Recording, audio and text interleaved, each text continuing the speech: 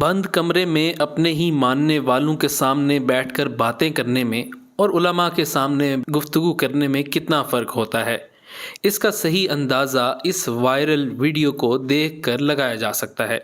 Engineer محمد علی مرزا، جن کو ہاں میں ہاں ملانے والے لوگوں کو اپنے سامنے بٹھا کر بات کرنے کی عادت ہے، جن کو یا تو اجازت ہی نہیں ہوتی کہ وہ اختلاف کر سکیں، یا جن کے پاس اختلاف کا حوصلہ نہیں ہوتا، یا پھر اتنا علم ہی نہیں ہوتا کہ وہ مرزا صاحب سے کوئی علمی اختلاف کر سکیں، ان کا شاید پہلی بار ٹکر کے آدمی مفتی فضل سبحان سے آمنا سامنا ہوا ہے۔ ہوا کچھ یوں کہ جی ٹی وی کے پروگرام عرفان رمضان میں یوم ولادت باسعادت نواسہ رسول صلی اللہ علیہ وسلم سیدنا حسن رضی اللہ تعالی عنہ کے عنوان پر پروگرام تھا، جس میں موصوف انجینئر صاحب ویڈیو لنک پر، جبکہ مولانا فضل سبحان اور دیگر علماء اسٹوڈیو میں موجود تھے، اور حضرت حسن رضی اللہ تعالیٰ عنہ کی ولادت کے عنوان اور ان کے فضائل و مناقب پر بہت ہی خوبصورت گفتگو چل رہی تھی۔ لیکن انجینئر صاحب ہوں اور منفی گفتگو نہ ہو، یہ کیسے ممکن ہے؟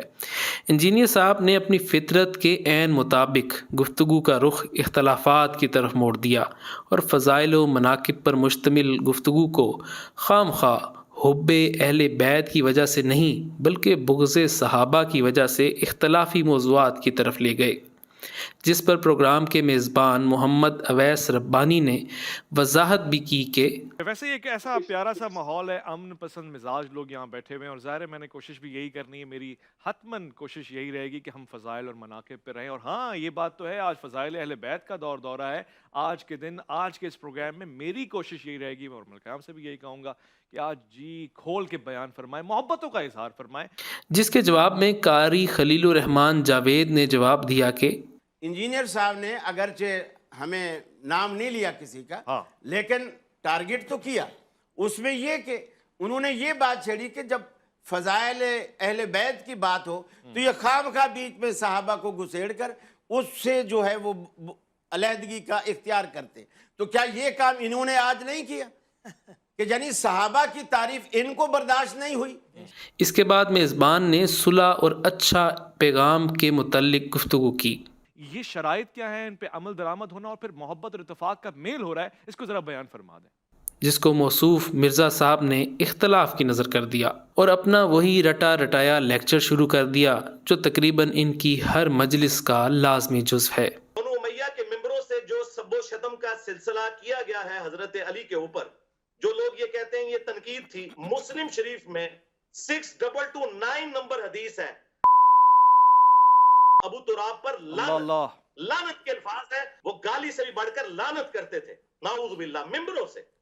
جب موصوف نے تمام حدیں پار کر لیں اور اس اتحاد کی فضا کو خراب کر دیا اور خواہ مخواہ موضوع کو اختلافات اور غیر مصدقہ اور من مانی تشریحات کا انبار لگا دیا، تو اب مفتی فضل سبحان نے اپنا حق ادا کرنے کا فیصلہ کیا اور ایسی گفتگو کی کہ سب اشش کر اٹھے۔ وہ گفتگو آپ بھی سنیں۔ ایک بچہ پیدا ہوا اور پیدا ہوتے ہی اس کی آنکھ میں سرخ کلر کا لینس لگا دیا گیا۔ اس بچے کو بھی پتہ نہیں تھا کہ میرے ساتھ یہ کہانی ہوئی ہے۔ اب وہ بچہ جب بڑا ہوا اس کو ہر چیز سرخ ہی سرخ نظر آنے لگی۔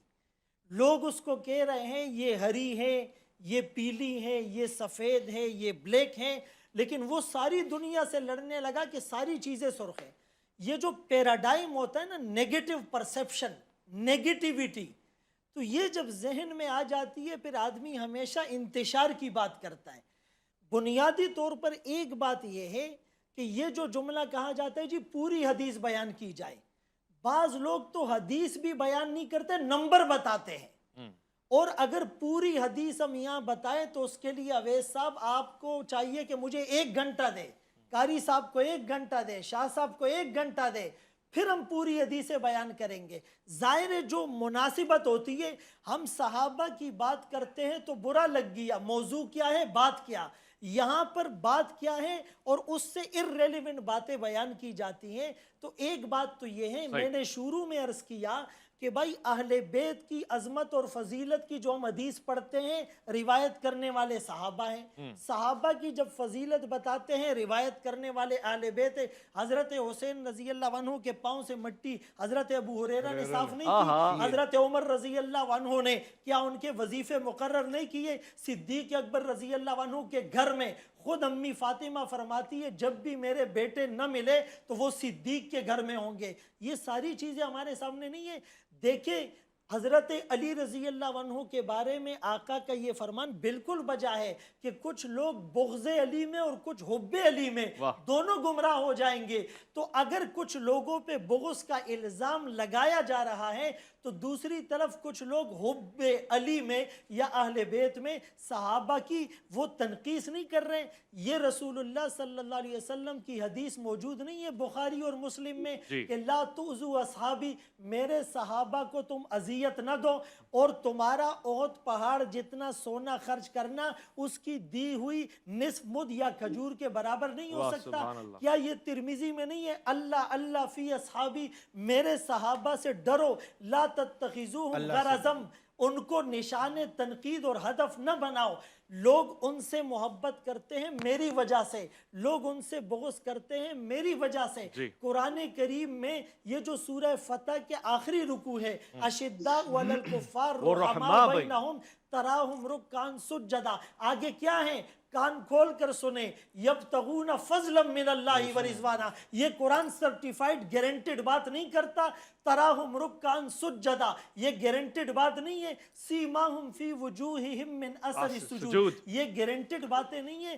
تو کہنے کا مقصد یہ ہے کہ حضرت علی رضی اللہ عنہ، حضرت حسن اور حسین اہل بیت، ان کے فضائل ہمارے ممبروں سے بیان ہوتے ہیں۔ اب کوئی وہاں آتا ہی نہیں ہے اور اس کو سننے کے لیے تیار ہی نہیں ہے تو وہ ایک الگ بات ہے۔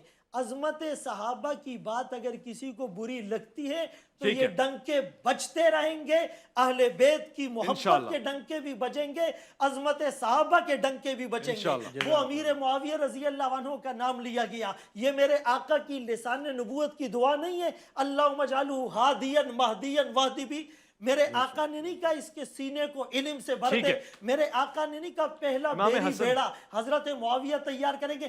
یہ کاتبین وحی کے سردار ہیں، 50 لوگ کاتبین وحی تھے، اللہ کی وحی کو لکھنے والے، ان کے سردار امیر معاویہ رضی اللہ تعالیٰ عنہ تھے۔ ان کو کریٹیسائز کر کے ہم غیر محسوس طریقے پر وحی کو مورد الزام نہیں ٹھہرا رہے۔ تو یہاں محبت کی بات ہو رہی تھی، خواہ اس کو ڈائیورٹ کرنے کی کوشش، کوئی صلح ختم نہیں ہوئی ہے۔ اسلام قیامت تک صلح کا درس دیتا ہے۔ وَإِن طَائِفَتَانِ مِنَ الْمُؤْمِنِينَ اقْتَتَلُوا فَأَصْلِحُوا بَيْنَهُمَا، یہ قرآن کا حکم، کوئی اس پر مہر لگا سکتا ہے کہ یہ آیت صرف اس دور تک تھی؟